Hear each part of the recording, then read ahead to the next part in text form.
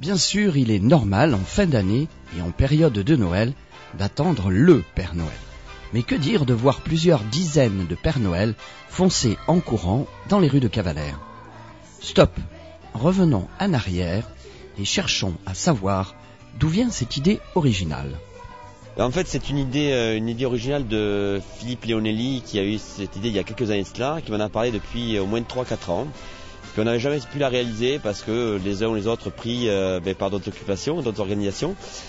Et en mois de novembre de l'an dernier, on a décidé de monter cette ronde des Pères Noël et donc de la mettre en place. Voilà. Donc ça s'est décidé comme ça. Alors, avant tout, c'est une course qui se veut, alors je dis le terme course, c'est une ronde qui se veut festive. C'est pour ça qu'on a imposé à tous les concurrents d'être par deux, d'être déguisés.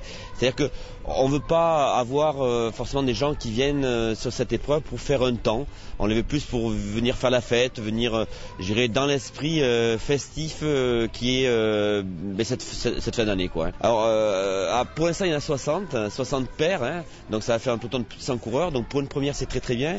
Surtout qu'en plus, on n'avait pas, quand on avait rajouté un petit peu tard pour l'annoncer, on n'était pas dans le calendrier départemental des courses pédestres hors stade. Donc malgré ça, je trouve que le score est pas mal pour une première. Le parcours fait 2 km à parcourir 5 fois, donc 10 km, plus deux petites